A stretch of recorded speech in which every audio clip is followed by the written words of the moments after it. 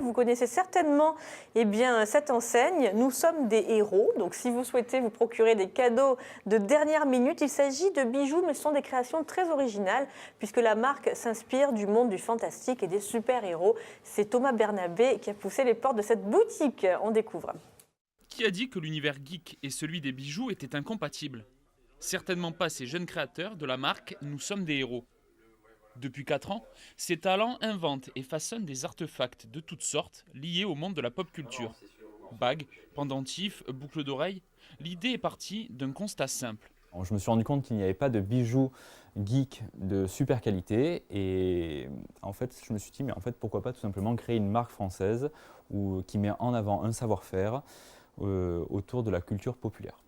Avec une carrière en tant que prothésiste de visage, Maxime a su se servir de ses aptitudes pour façonner des bijoux d'une manière plutôt particulière.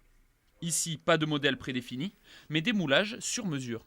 Nous, on a un bloc de cire à côté et avec une spatule que l'on va chauffer avec un bec benzène, on va récupérer des petites gouttes de cire et on va les déposer. Ce qui est sympa, c'est que moi je trouve que ça donne, on a une meilleure précision par rapport aux techniques traditionnelles de bijouterie. Les gens en fait on s'est rendu compte qu'ils avaient vraiment envie d'avoir ce concept d'objet unique parce que tout ce que l'on fabrique, le fait que ce soit fait à la main, que le revêtement, que le moule soit obligé d'être détruit à chaque fois, on est vraiment toujours sur le concept de l'objet unique en fait. Une fois le modèle en cire terminé, il est enrobé de plâtre et placé au four afin que la cire s'évapore et laisse la place pour y insérer l'alliage. Un alliage inventé pour ses créations, le galaxium, mélange de chrome et de cobalt. Ça, c'est les lingotins de Galaxium. Donc, au début, quand on fabrique son propre alliage, c'est un peu compliqué. Puis après, on arrive à se les faire fabriquer sous forme de lingotins directement. Une fois le galaxium fondu, il devient malléable et peut être incorporé dans les moules. Une fois sec, le moule est détruit et un objet brut en sort. On passe ensuite à la phase polissage afin de rendre à la bague de sa superbe. Voilà, et c'est vrai que là, quand on est sur des bijoux avec une structure comme ça, là, on est vraiment sur des bijoux quasiment indestructibles. Vraiment, les gens peuvent faire ce qu'ils veulent avec, ils ne risquent rien. L'eau de mer, on nous pose souvent la question, non, ça n'attaque pas nos bijoux, bien évidemment.